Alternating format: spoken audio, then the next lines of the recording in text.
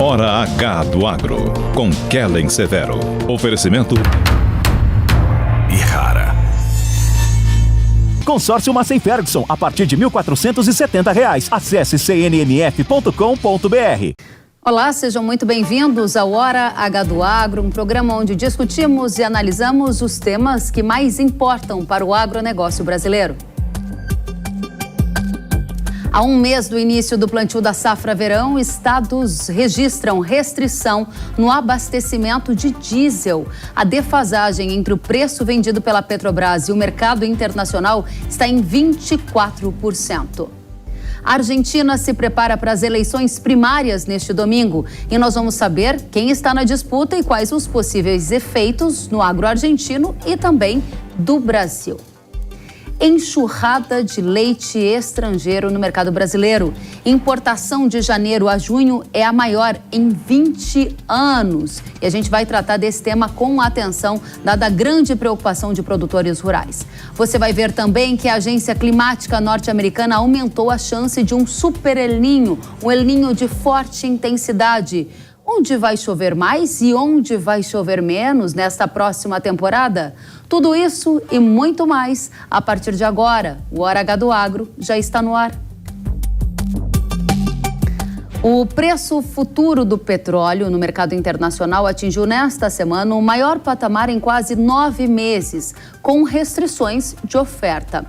Conforme o preço do petróleo no mercado internacional aumenta também a defasagem com o preço praticado no mercado doméstico. Isso porque a Petrobras não está mais acompanhando a variação internacional ao fazer a composição dos preços aqui no Brasil. Dados da Associação Brasileira dos Importadores de Combustíveis, divulgados nesta sexta-feira, apontam para a defasagem média de 24% no óleo diesel e 21% para a gasolina. A Associação Brasileira dos Importadores de Combustíveis afirma que a janela de importação do diesel está fechada, em média, há 87 dias. Segundo o Centro Brasileiro de Infraestrutura, a retirada da referência do mercado internacional nos preços dos combustíveis da Petrobras está desincentivando a importação de combustíveis. Sempre que existe uma alta do barril do petróleo, a tendência é que os derivados de petróleo também aumentem, dentre eles o diesel. O que a gente está vendo aqui no Brasil hoje é que não seguir a tendência do mercado internacional cria essa artificialidade no preço. A gente está vendo uma defasagem, quer dizer, estamos vendendo aqui no Brasil diesel muito mais barato do que no mercado internacional.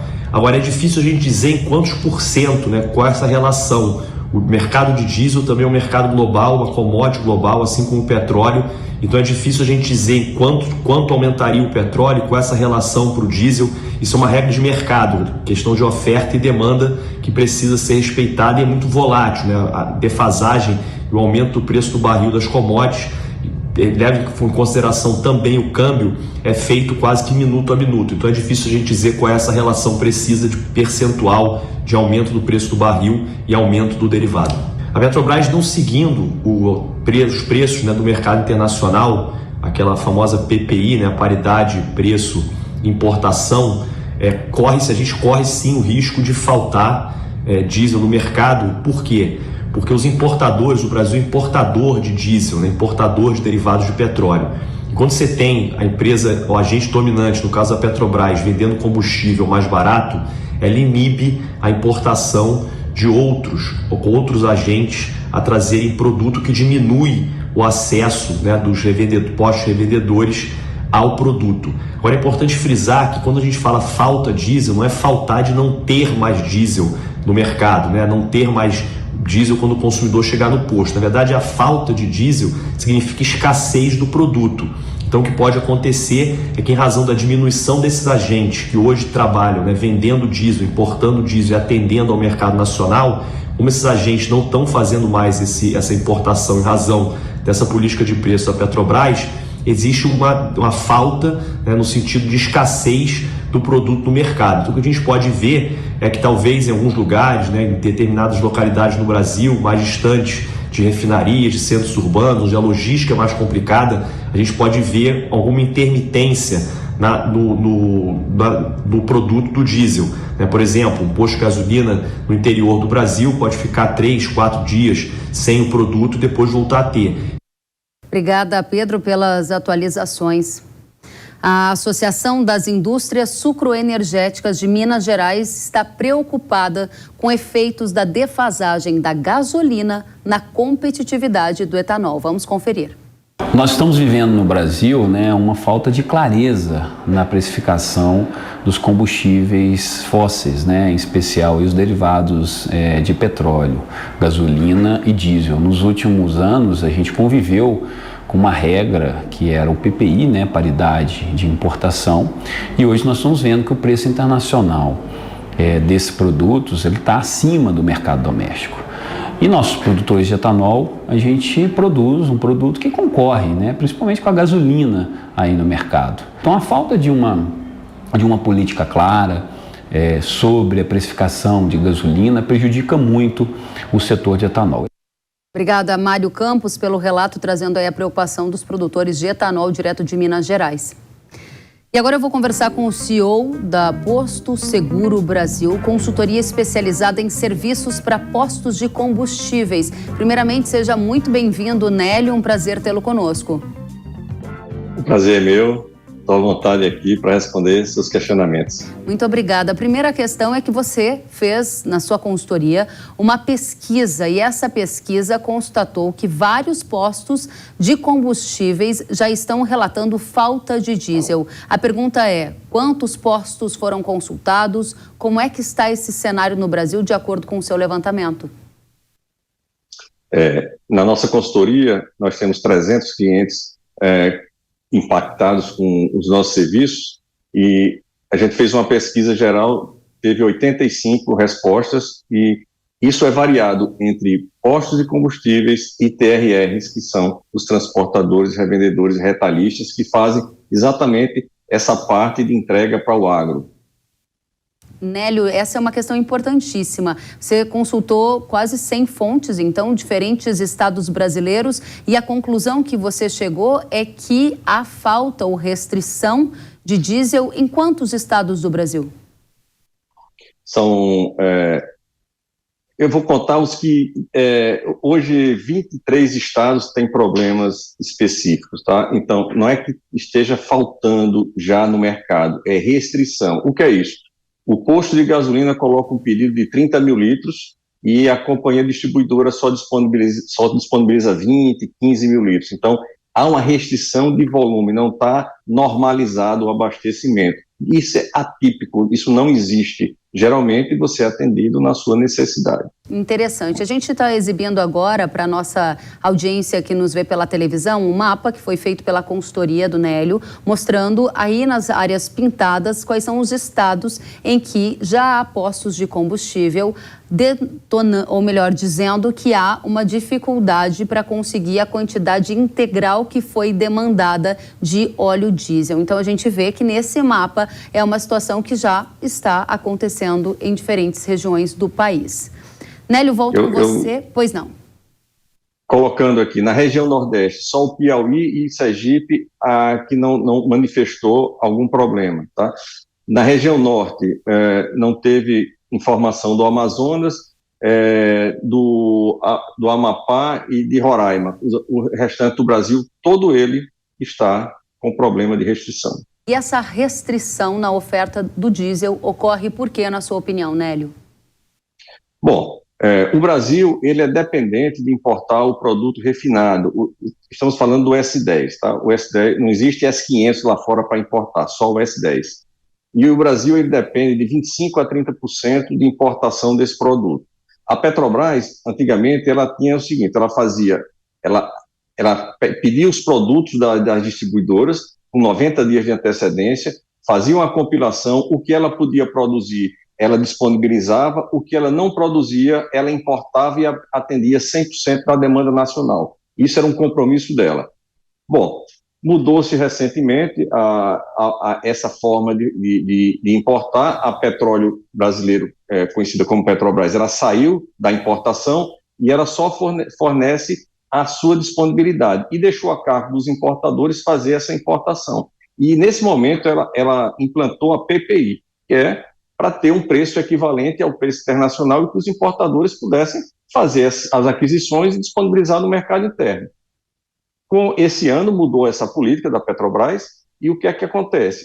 Hoje, a disparidade está entre 90 centavos a R$ 1,20 de diferença. Então, o importador ele tem receio de trazer o produto e não conseguir colocar no mercado interno por tamanha disparidade no preço internacional versus o preço nacional. 90 centavos a R$ 1,20, dependendo da região do país, por litro de óleo diesel. Essa é a defasagem, trocando em outras palavras, é o que o produtor rural, o agricultor que está se preparando para plantar uma próxima safra, deveria estar pagando a mais pelo diesel, caso não houvesse esse controle por parte da Petrobras no momento. Perfeito, exatamente isso. E o que é que acontece? Desregula toda uma cadeia produtiva. Como assim? Um produtor que fica na Bahia, ele vai pegar e vai buscar o produto em Minas Gerais porque é economicamente muito mais viável.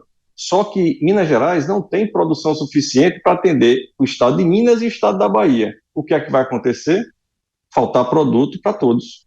Bom, essa é uma questão que eu quero entender no detalhe. Você acabou de falar em falta de produto para todos. Nós estamos aqui há um mês do início do plantio da safra de verão do Brasil, a safra mais importante em termos de volume. O agro está espalhado por várias regiões e muitas delas distantes de capitais, com dificuldades até de infraestrutura. Objetivamente, o que eu preciso saber a partir da sua experiência é qual é o risco de faltar diesel e se esse risco existe, ele é mais agudo em quais áreas do país? Ele está disseminado no país como um todo, não tem uma região mais específica da outra. Onde tem um risco maior é onde tem as refinarias privatizadas, Rio Grande do Norte, Bahia e o Amazonas, onde elas já praticam hoje o preço de paridade internacional. O Norte e Nordeste, ele importa muito, então toda a importação vem pelos portos do Norte, que é mais próximo dos Estados Unidos, né, onde vem o produto, a sua grande maioria. O Rio Grande do Sul, Paraná, está tendo um problema muito grande, muito sério também, porque eles importaram muito, e foi um produto que veio da Rússia, e como passou uns 3 meses fazendo essa importação, as companhias que forneciam produto para algumas distribuidoras nessa região, elas diminuíram suas cotas nas suas compras, e agora que o produto russo está inviável para entrar no Brasil, devido à diferença da Petrobras, as companhias que forneciam já pararam de fornecer, então está causando um transtorno muito grande para esses produtores, para esses TRS que se abastecem nessas regiões. Entendido. Agora, a minha questão é, esse problema de falta de diesel ou escassez que você está aqui reportando para a gente, na sua opinião, ele será pontual? A gente vai ter esse problema em uma ou outra região do Brasil? Ou ele pode se tornar um problema generalizado? Ele termina sendo generalizado porque é aquela história do lençol curto. Ou você cobre a cabeça e descobre os pés, ou cobre os pés e descobre a cabeça. Quando falta em algum canto, as companhias dão como polo alternativo outro local que está estabelecido, está tranquilo, e todo mundo corre para lá. Então, o que estava bom fica ruim. E aí você é um efeito dominó, não tem como segurar. Qual é a solução para esse problema da escassez de diesel no Brasil? São 2 soluções, partindo direto da petróleo brasileiro. Se ela equalizar o preço para ficar mais próximo do preço internacional, o mercado por si só vai se regular, porque os importadores vão trazer o produto, ele chegando, ele equaliza o estoque nacional.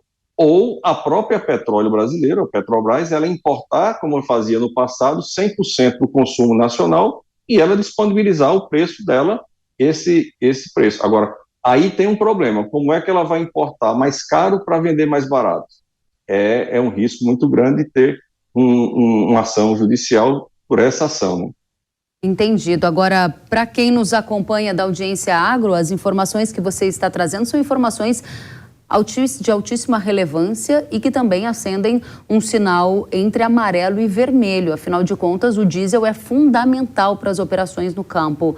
A minha pergunta é, você está chamando a nossa atenção porque há um risco alto ou você está chamando a nossa atenção para que providências sejam tomadas e esse risco alto não se concretize na prática com falta de diesel em áreas de produção agrícola?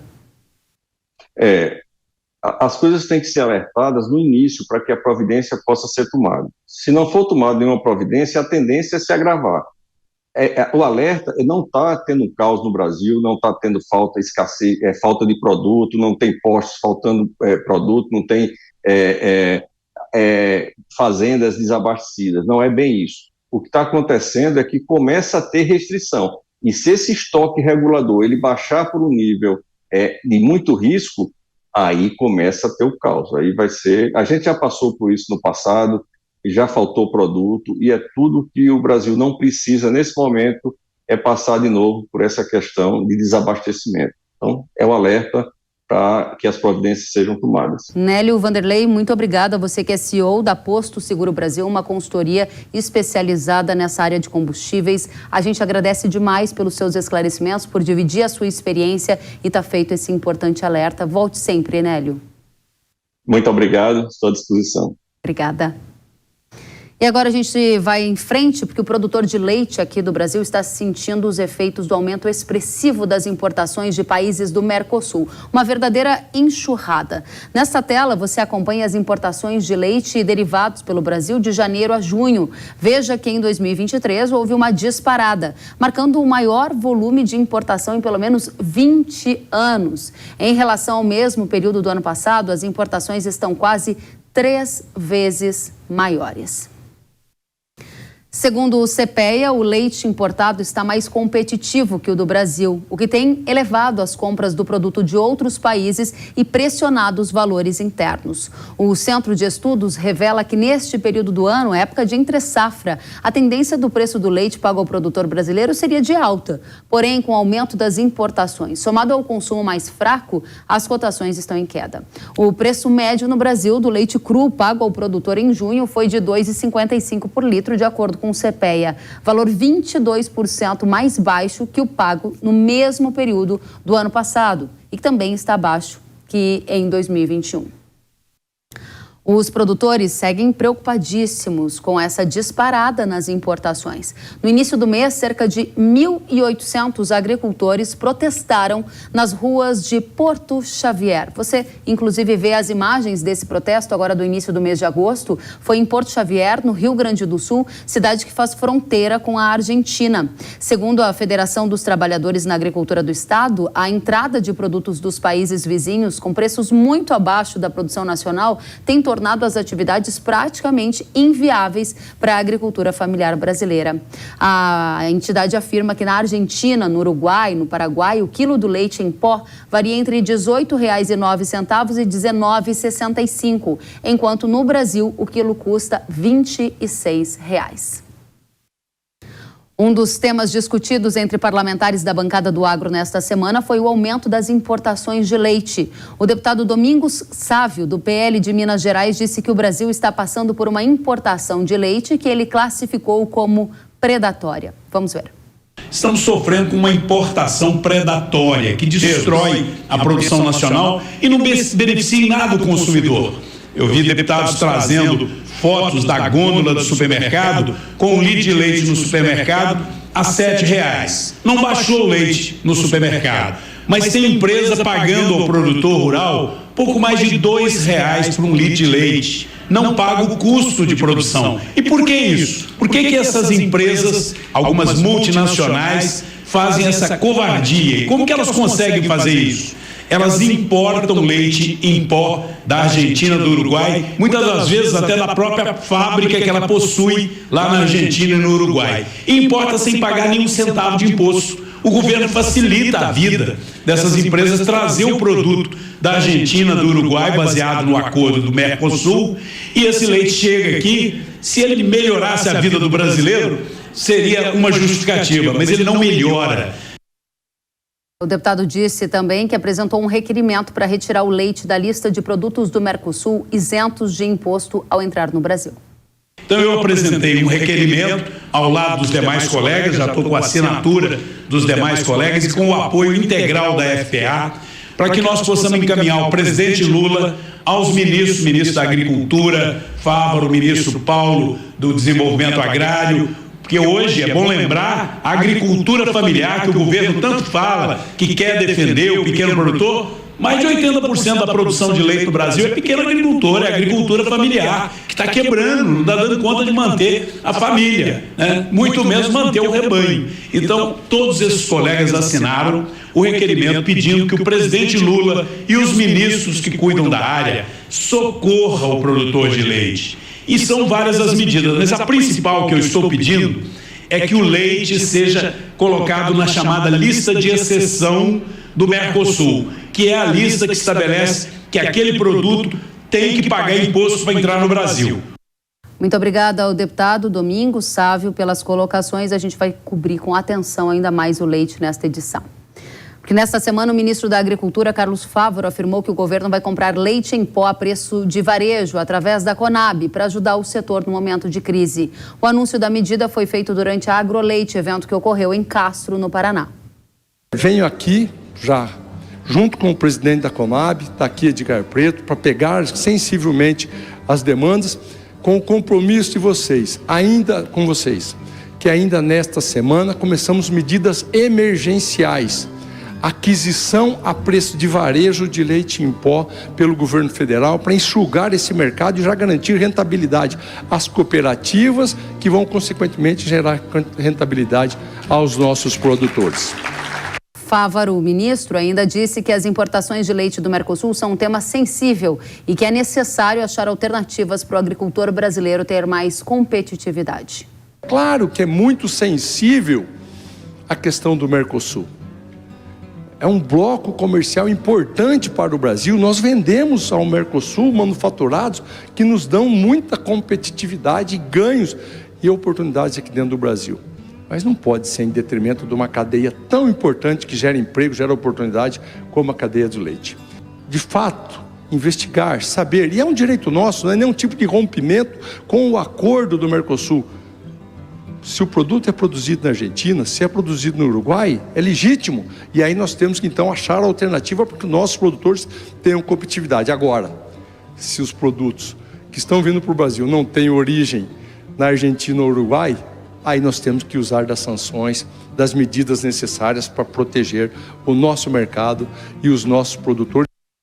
Muito obrigada, ministro da Agricultura, Carlos Fávaro. E sobre o volume de compras de leite em pó pelo governo, Fávaro afirmou que a primeira compra será em torno de 100 milhões de reais, mas ele revela que o ideal seria, no mínimo, dobrar ou triplicar esse recurso para aumentar o volume comprado. Ele também informou nesta semana que o governo avalia tributar a importação de derivados de leite de países de fora do Mercosul para ajudar o setor, em linha com o que acabou de dizer agora há pouco. A gente vai seguir em frente porque vamos ouvir o economista e pesquisador da Embrapa Gado de Leite, Glauco Carvalho, que é um estudioso desse tema. Primeiramente, Glauco, seja muito bem-vindo. Agradeço, grande prazer estar aqui com vocês. Da mesma forma, a primeira questão é, o setor de leite vive uma crise, na sua opinião, e essa crise pode ser atenuada por compra de leite em pó a preço de varejo, como foi anunciado pelo governo? Assim, a crise, ela está aí, né? Quando a gente olha para frente, ela é pior do que quando se olha para trás. A gente começou o ano, apesar do volume de importação maior, a gente ainda começou o ano tendo alguma sustentação de preço. O que ocorreu foi que a partir de abril, as cotações começaram a desacelerar aqui dentro. No pleno período de entre-safra, os preços começaram a cair no atacado, começaram a cair ao produtor. Agora, Glauco, essa condição anunciada de 100 milhões de reais, ela deve mexer com o preço no mercado interno, na sua avaliação? Eu acho difícil, viu, Kelly? Acho que ela é muito mais uma medida que pode... como a gente diz, ela ajuda, mas não resolve. Por que ela não resolve? Porque, nós estamos importando na casa de 16 milhões, de 15 a 20, né? A cada mês, de 15 a 20 milhões de toneladas de leite em pó. A gente pegar e converter esse valor dos 100 milhões, vai chegar aí próximo de 4 milhões de toneladas de leite em pó. Ou seja, um quarto do volume que a gente importa mensalmente. Nós teríamos que ter um volume de compra todo mês muito forte. Ainda assim, se o volume de compra ele tem o objetivo de dar uma sustentação maior nos preços, isso vai afetar lá na Argentina, né? Os preços, a gente vai ter um diferencial de preço em relação ao produto importado e vai entrar mais leite aqui. Então, a questão toda, ela está muito mais vinculada ao acesso ao mercado que os argentinos têm e esse diferencial de preço, que é algo que precisa ser trabalhado, mas com uma agenda mais de competitividade de longo prazo, que acaba fazendo com que os nossos custos e os nossos preços finais fiquem acima dos custos dos preços vindos da Argentina. Isso olhando mais o aspecto estrutural, porque tem também uma questão conjuntural que é cambial, né? Ele tem uma competitividade cambial que acaba ajudando e fortalecendo, né, a competitividade do produto argentino, fora a necessidade de ter dólar, enfim, tem uma série de fatores que é interessante para a indústria láctea argentina, mas não é para a indústria láctea e para os produtores brasileiros. E dentro desta conjuntura atual, ser colocado algum tipo de tarifa na entrada de produto importado do Mercosul para frear essa enxurrada de leite que está tomando conta do mercado brasileiro? Eu acredito que essas medidas, quer dizer, leite é um produto sensível em qualquer lugar do mundo, né? Quase todos os países que são grandes produtores, eles têm medidas muito específicas para proteger o setor de leite. É um setor que tem sempre muita intervenção, até porque é um setor que os produtos têm um peso muito grande nos gastos das famílias, enfim, influencia a inflação. Então é um produto que acaba mexendo, né, com vários aspectos na economia. Eu vejo que a proposta de colocar o leite numa lista de exceções, ela me parece uma proposta muito mais interessante.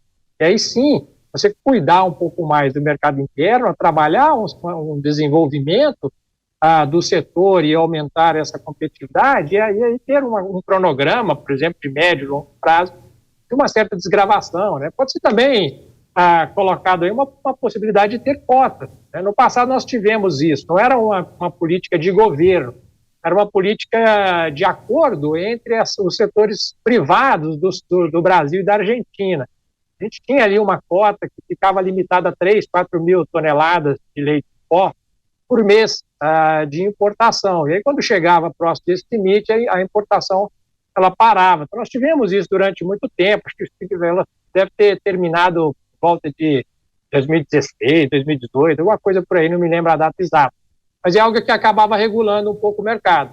Não o volume que a gente está vendo agora, nessa casa de 16, 17, 20 milhões de toneladas, e por um período tão longo, né? A gente começou a importar 200 milhões de litros de leite, se a gente transformar toda a nossa importação em equivalente de litro de leite, nós começamos a importar desde agosto do ano passado.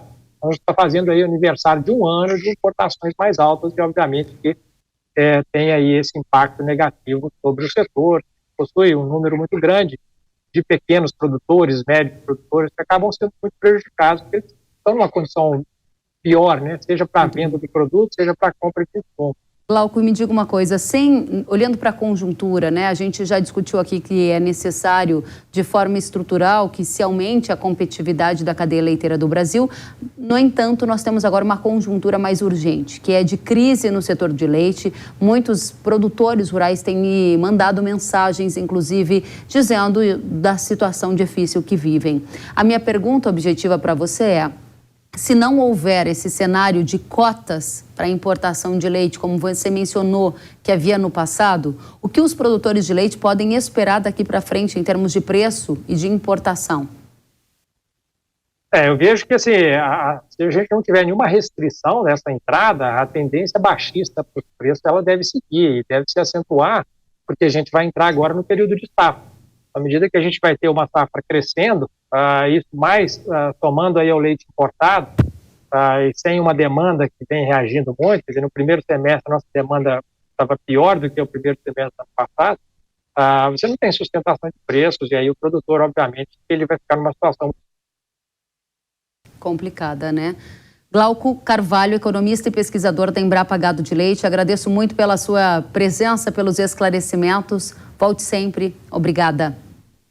E nós vamos para um rápido intervalo e na volta você vai ver que a chance de um super El Niño aumentou de 20% para 66%. A gente vai saber o que isso significa e a expectativa da chegada das chuvas, as chuvas plantadeiras para a safra 23-24. Não saia daí, voltamos já.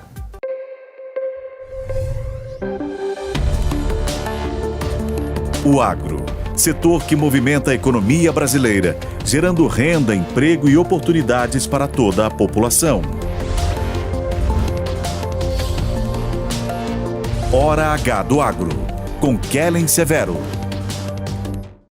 Precisando de uma nova máquina para aumentar a sua produtividade? Aqui no Consórcio Nacional Massey Ferguson lançamos o Grupo 377. Com ele vem vários benefícios exclusivos para você, como planos em até 10 anos para pagar, sem juros, sem taxa de adesão e parcelas reduzidas a partir de R$ 1.470. Aproveite e procure a rede de concessionárias Massey Ferguson. Quer saber mais? Acesse www.cnmf.com.br ou entre em contato pelo WhatsApp 11 9 3016 0316. Sabia que o Brasil é um dos maiores produtores de soja e milho no mundo?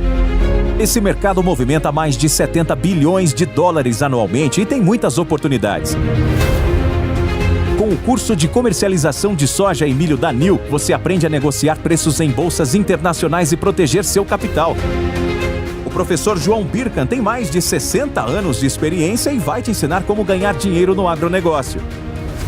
Garantir uma taxa melhor do dólar para daqui a 12 meses. Esse curso é ideal para você que quer trabalhar com trading de soja e milho no mercado financeiro e para você que é produtor e quer potencializar os lucros com sua safra. Ingresse no setor que mais cresce no Brasil. Acesse nilcursos.com.br e inscreva-se.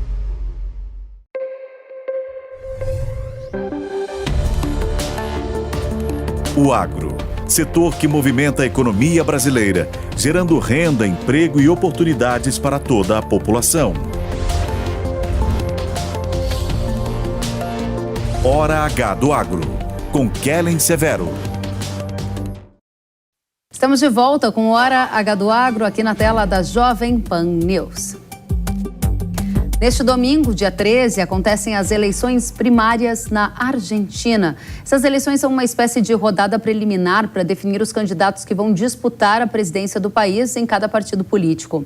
Depois dessa definição, os argentinos vão voltar às urnas para o primeiro turno das eleições. Esse primeiro turno vai ocorrer no dia 22 de outubro. E se houver um segundo turno, ele está previsto para acontecer em 29 de novembro. Nem o atual presidente argentino Alberto Fernandes, nem Cristina Kirchner vão disputar o cargo. Quem será o representante da esquerda é o atual ministro da Economia, Sérgio Massa, que é pré-candidato pela coligação União pela Pátria. Há também 2 pré-candidatos da oposição da coligação Juntos pela Mudança. O primeiro é Horácio Larreta, atual prefeito de Buenos Aires, e o segundo é a Patrícia Bullrich, ex-ministra da Segurança. Outro pré-candidato que tem chamado a atenção é o economista Javier Milei, da coligação A Liberdade Avança, representando a direita. Aqui no Brasil, ele foi também apelidado de Bolsonaro argentino. O candidato que vencer a disputa nos próximos meses terá um grande desafio econômico pela frente. Isso porque a inflação na Argentina está acima de 100%. Em junho, a inflação acumulada em 12 meses chegou a 115%. Ou seja, o poder de compra da população caiu 115% em um ano. O resultado dessa situação é o aumento da pobreza, que atualmente atinge 40% da população argentina. A insegurança alimentar também cresce em um país que é um tradicional produtor de grãos e carne. A gente vai tratar da eleição da Argentina olhando do aspecto de impactos na economia do nosso vizinho, impactos no Brasil e também no agro da Argentina e do Brasil. Por isso a gente convidou o Gustavo Segré, que é consultor econômico, comentarista da Jovem Pan News. Segré, seja muito bem-vindo mais uma vez. Muito obrigado, Kelly. É um prazer estar aqui com vocês. Da mesma forma, a primeira pergunta é, neste momento, a sua visão é que as primárias definirão quais principais candidatos para a disputa da eleição? Bom, quando você avalia esses 4 candidatos que você indicou, a única dúvida está na coalição Juntos pela Mudança, através de Patrícia Bullrich, que está primeira nas pesquisas, pelo menos até agora, e Horácio Rodrigues Larreta. Já definido quem será o candidato da esquerda, Sérgio Massa, que em qualquer país sério seria ejetado do cargo. Ele hoje é ministro da Economia, ou seja, quem provocou todos os desmães da economia é o candidato para resolver os desmães que ele mesmo provocou. E o curioso de tudo isso, Kellen, é que tem gente que ainda vai votar nele. Em qualquer país sério isso não aconteceria. Do outro lado temos muito a extrema direita, ele se define como um anarcocapitalista, o Javier Milei, uma pessoa de uma característica física bastante peculiar, o seu cabelo todo despenteado e uma fala bastante agressiva na sua discursiva, mas de qualquer maneira capta muito a atenção, sobretudo da juventude. E a dúvida é: que será que terão que fazer para resolver essa crise que vem de tanto tempo? E a dúvida é qual será o mais apto para isso. E aí você observa que, se os problemas foram gerados pela esquerda, claramente não é a esquerda que vai resolver os mesmos problemas por ele gerados. Então ficaria ou Aliança pela Mudança, Bullrich ou Larreta, será definido, inclusive, muito rapidamente, e, por outro lado, Javier Milei. E ambos têm uma proposta muito concreta de déficit zero, equacionar as receitas de arrecadação versus os gastos públicos, algo que a esquerda não faz. Interessante. O que você está dizendo para a gente é que a atual crise econômica, ela enfraquece o candidato da esquerda, que é o atual ministro da Economia da Argentina, então um dos responsáveis também por esta crise, e aponta que essa disputa deve ficar entre candidatos da direita. A minha pergunta é: há um favorito para vencer a eleição, na sua opinião? E se esse candidato da Argentina vai conseguir deixar um legado melhor do que foi o de Macri? Havia uma grande expectativa com o governo de Macri, mas lembro de muitos economistas também apontarem críticas na gestão passada dele. Quando a gente observa a composição eleitoral da Argentina, eu imagino que vai ter um balotagem, não vai ser resolvido em outubro, e esse balotagem vai ter o representante de Juntos pela Mudança, sobretudo se for Patrícia Bullrich, e justifico por quê. O eleitor de Bullrich não vota no Horácio Rodrigues Larreta. Esses votos de Bullrich, imaginando que Larreta ganhasse as primárias, iriam para Javier Milei. Se Bullrich ganha as primárias, ela retiraria parte do eleitorado do Milei para ela.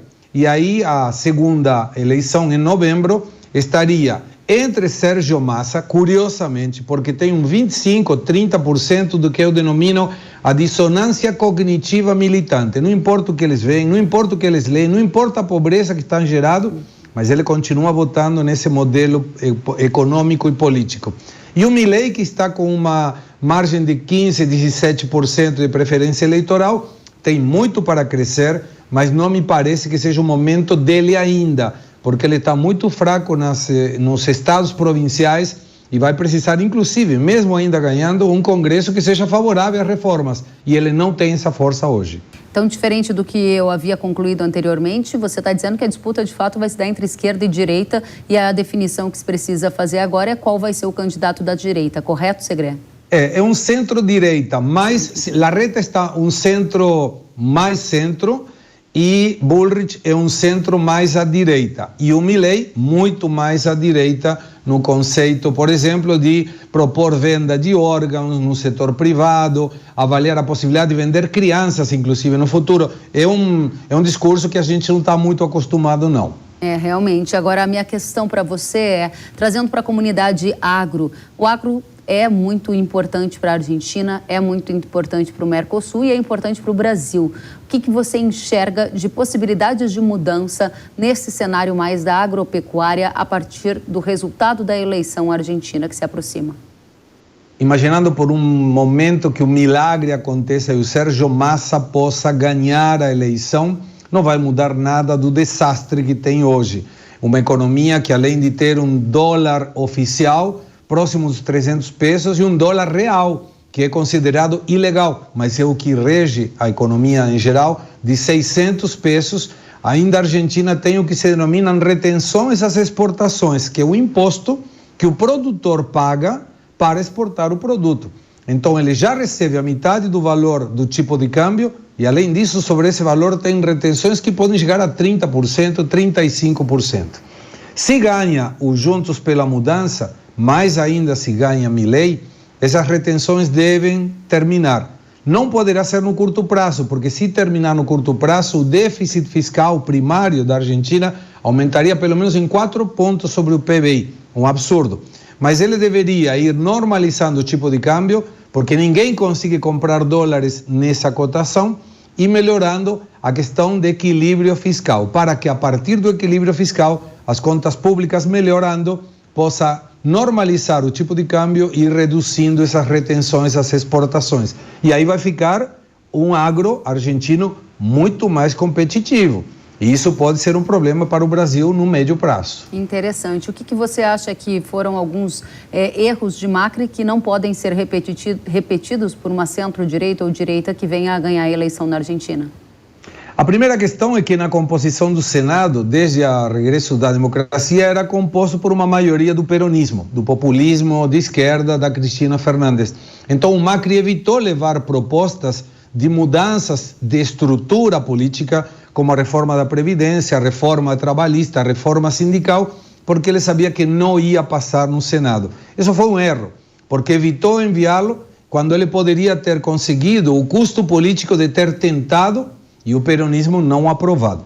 Ele descuidou o gasto público também, e isso complicou muito a situação fiscal da Argentina. E o golpe de ouro foi quando o presidente, através da jefatura da Casa Civil, que era Marcos Peña, o chefe de gabinete, é denominado da Argentina, deu a canetada na taxa de juros do Banco Central. Na Argentina não é autônomo. Qualquer semelhança com o Brasil é pura coincidência, que não é. Mas aí ele determinou o final do seu governo, porque a partir de aí tudo começou a desandar. A quantidade de dólares começaram a sair do país e ele teve que pedir dinheiro no FMI. Aí mostrou debilidade política e perdeu as eleições. Excelente. Gustavo Segrel, uma grande satisfação tê-lo conosco aqui no Hora H do Agro. Fica o convite para que você volte sempre. Estaremos acompanhando com atenção a economia argentina, os impactos da eleição no agro brasileiro. Volte sempre. Muito obrigado pelo convite. Às ordens. Até a próxima. Agora a gente vai para uma atualização dos Estados Unidos. A Agência Climática norte-americana elevou as chances de um super El Niño. No relatório divulgado nesta semana, NOAA prevê uma probabilidade de 66%, ou seja, 2 em 3 chances de o fenômeno ter intensidade forte. No mês passado, o relatório apontava que a probabilidade era de apenas 20%, ou seja, de 1 em 5 chances de haver um El Niño forte aqui, operando também na safra que está a caminho. Vamos entender o que esse fenômeno reserva para a agricultura brasileira com Marco Antônio dos Santos, que é agrometeorologista da Rural Clima. Seja muito bem-vindo, Marco Antônio. Olá, Kellen, eu que agradeço aí o convite, é uma honra estar aqui com vocês de novo. Obrigada pela presença e diga pra gente o que um super El Niño significa para a safra 23-24. Essa atualização do NOAA está em linha com o que você já esperava? Olha, Kellen, não, a gente nunca apostou nesse super El Niño, né? A gente sempre falou que o El Niño vem, não tem como o El Niño não se formar para essa safra, influenciar, né, o clima ao longo dessa safra 23-24, porém ainda não acreditamos nesse super El Niño como foi 2015-16. Apesar da NOAA sugerir esse aumento, né, bastante significativo de 20% para 66%, né, ou seja, as chances é muito grande desse super El Niño, né, de um El Niño extremamente forte vir, e as consequências, caso ele venha, é algo parecido com o que foi em 2015-16, que foi um desastre para a safra brasileira, né? Apesar de muitos comemorarem, né, pelo menos o sul do Brasil, em especial ali, o Rio Grande do Sul, Uruguai e Argentina, comemorarem um super El Niño, mas se você se recorda de 15-16, foi uma das piores safras, porque a metade norte perdeu por seca, terríveis, e a metade sul, né, o sul do Brasil e a Argentina perdeu por excesso de chuvas. Então, um super El Niño para a safra de grãos, não só aqui no Brasil, mas para a América do Sul, seria um desastre total, caso ele venha se confirmar. Você não concorda com essa previsão da NOAA? Por enquanto, e a sua previsão é de um El Niño moderado? Moderado. Vai ficar aí entre um grau e meio de anomalia. É um El Niño forte, não deixa de ser um El Niño forte, mas para nós um super El Niño seria acima de 2 graus, né, de anomalia. Isso seria algo parecido com 15 e 16. O que Aí é uma coisa mais pessoal minha, do Marco, do que da Rural Clima, uma posição mesmo do Marco Antônio como meteorologista. Eu acho que o oceano está se preparando para um aquecimento agora, como foi 14 e 15, que nós tivemos também um El Niño de moderada a forte intensidade, naquele ano de 14 e 15, e 15 e 16 aí veio sim um super El Niño, tá? Talvez isso possa vir a acontecer, porque uma coisa que a gente concorda, que a NOAA trouxe nesse relatório, é uma continuidade do El Niño ao longo do verão e outono de 24, uma persistência dele ao longo aí do verão e outono. Ótimo. Né? Agora, Marco, independente da condição agora de forte ou não forte, o que a gente quer observar também são os sintomas desse El Niño que já está dado como certo, que vai impactar a próxima temporada aqui no Brasil. Para isso, a primeira pergunta que eu gostaria de fazer a você e usar artes que você nos enviou é quando as chuvas plantadeiras devem chegar nas diferentes regiões do país. Vamos começar por setembro? A gente tem um mapa... Vamos.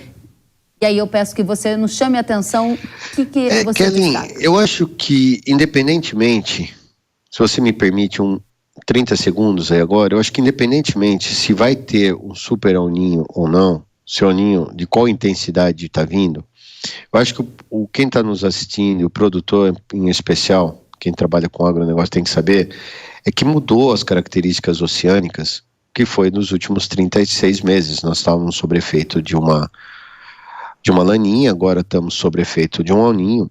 Isso traz algumas consequências diferentes.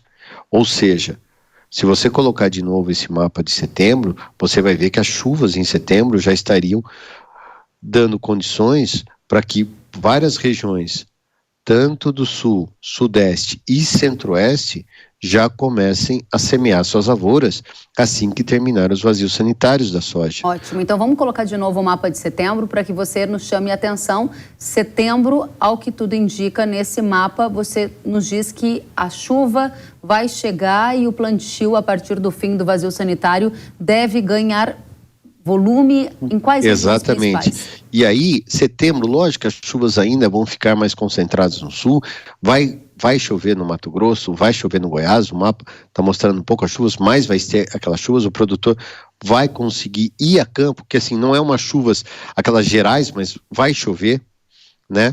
Então, essa semana agora que passou, choveu no Mato Grosso, em algumas áreas ali da 163, na região de Lucas, na região ali, choveu, as chuvas estão chegando, isso é um ponto, tá? Então assim, em setembro, a segunda quinzena de setembro, já vai começar a ter as primeiras pancadas de chuvas. Lógico que não vai chover na fazenda inteira, não vai chover para todas as áreas, mas vai começar a chover. Isso já vai dar condições para o plantio. E aí, em outubro, já na primeira quinzena de outubro... Vamos passar para o próximo mapa, por favor, produção, mapa de outubro, para que a gente possa enxergar o que muda. A gente está com setembro no ar, aí... Se você olhar o mapa de outubro, olha aí, ó, já tem chuvas consolidadas, né? O regime de chuvas já vai estar praticamente consolidado no Brasil. Ou seja, assim que terminar os vazios sanitários, e cada estado tem o seu, né, o seu calendário de plantio de soja, vai poder ter condições. E aí, no entanto, o fato de você ter um aquecimento das águas do Pacífico e um El Niño ainda em formação, porque o El Niño ainda não está em formação, mesmo esses relatórios da NOAA, eles falam que ainda não estamos definitivos sobre o El Niño, mas estamos indo para um El Niño, né? Isso pode fazer com que as frentes frias, ora, fiquem um pouquinho mais no sul e horas um pouquinho mais nas regiões centro-norte do Brasil. Então, nada impede que você tenha uma semana bastante úmida no sul, depois essa umidade vai para umas regiões mais centro-norte e aí abre-se um tempinho, mas aí fica uma semana sem chover no sul. Aí isso inverte. Então você vai ter uma semana úmida num lugar, uma semana úmida no outro, e o plantio vai rodando. Aos poucos ele vai se acelerando. Então, ou seja, essa é a grande característica que o produtor, que é as chuvas plantadeiras, como você bem falou, né? Vão chegar mais cedo esse ano e vai dar condições para que o plantio da nova safra seja de soja ou seja de milho verão, já comece a ocorrer. Só para ter uma ideia, o plantio do milho verão no Rio Grande do Sul, na nossa terra, já iniciou. Por quê?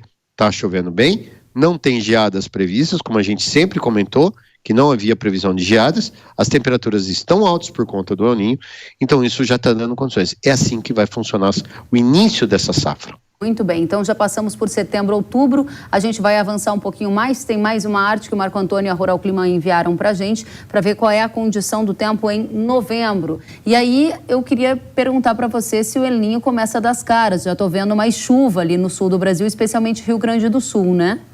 Exatamente, diferentemente do que foi o ano passado, onde, não só o ano passado, mas os últimos dois, as duas últimas primaveras, né, tanto a de 22 quanto a de 21, que o novembro foi extremamente seco e aí levou às quebras, né, principalmente no caso do milho.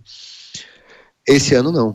Só o fato das águas estarem mais quentes, isso vai fazer com que a primavera continue sendo bastante úmida no sul, isso favorecendo tanto o Rio Grande do Sul quanto o Uruguai, o sul do Paraguai, que também foi bastante afetado, e a Argentina, que teve uma terrível seca. Então, esse ano, espera-se chuvas mais regulares para o centro-sul do Brasil, independentemente da intensidade desse El Niño, e alguns períodos de estiagens curtos, mas alguns períodos de estiagens nas regiões mais norte, como Mato Piba, norte de Minas, norte de Goiás e até mesmo algumas regiões mais leste do Mato Grosso. Excelente, ou seja, aquela gangorra em que menos chove nessas regiões do Mato Piba e mais chove no sul, se confirma na sua avaliação, o que você ainda não está 100% de acordo com esse boletim da NOAA, que coloca de 20% para 66% a chance de um El Niño forte. Você ainda está esperando para ver se essa confirmação virá, mas se vier, aí o cenário pode ser bastante desafiador, repetindo o que a gente viu na safra 15-16, que foi uma safra de perdas. É isso, Marco? Exatamente. Ótimo. Exatamente, Kelly. A gente não aposta nesse super El Niño. Tá? A gente aposta ainda num El Niño moderado, com algumas chuvas mais concentradas no sul do que na região norte, mas sem que haja secas severas que possam trazer uma quebra drástica à safra. No entanto, eu quero deixar um alerta aí para os produtores que, como há uma tendência de que El Niño persista para ou até o verão e outono de 24, as chances das chuvas cortarem mais cedo é enorme. Ou seja, quanto mais cedo se plantar soja, mais cedo vai colher e mais cedo se planta uma segunda safra de milho, uma segunda safra. Porque o risco das chuvas cortarem no final de março, início de abril de 24 é enorme, uma vez que você tem esse prolongamento aí do aquecimento das águas do Pacífico até o outono de 24. Dado o recado, Marco Antônio dos Santos, agrometeorologista da Rural Clima, obrigada pelos detalhes, volte sempre, até a próxima. Eu que agradeço, Kelly, é sempre um prazer. Da mesma forma. E a Companhia Nacional de Abastecimento, a Conab, elevou para cima a projeção da safra de grãos 22-23 do Brasil. Saiu de 317,5 milhões de toneladas no mês passado para 320 milhões. Ou seja, a produção agrícola de grãos registra um aumento de 17,4% em relação à temporada passada e alcança um novo recorde. Entre os motivos para essa elevação na comparação mensal está a produtividade superior à esperada da segunda safra de milho, que está sendo colhida neste momento. E somando a primeira, a segunda e a terceira safras de milho do Brasil, a expectativa é de uma produção recorde, quase 130 milhões de toneladas, com um incremento de 15%. Segunda safra, que é a mais volumosa, foi indicada pela Conab em 100 milhões de toneladas, é a maior produção da história e é um aumento de 16,6% em relação ao ciclo anterior. Já a produção de soja, já foi colhida, tem uma produção estimada em 154,6 milhões de toneladas, a maior safra de soja da história do Brasil, com um aumento de 23% em relação ao ciclo anterior. E agora, eu tenho um recado para você. O controle da ferrugem asiática na soja tem a solução certa. Fusão mais Absoluto Fix é imbatível. O melhor manejo do Brasil apresentado pelo consórcio anti-ferrugem em 2023 é da Ihara. Fusão mais Absoluto Fix demonstrou um desempenho excepcional, superando todos os concorrentes e alcançando o mais alto percentual de controle da doença.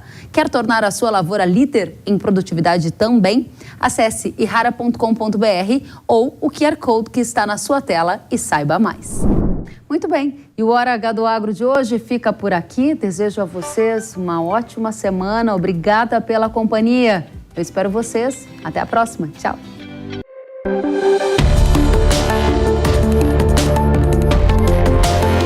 Hora H do Agro, com Kellen Severo. Oferecimento Ihara. Consórcio Massey Ferguson, a partir de R$ 1.470. Acesse cnmf.com.br. Realização Jovem Pan News.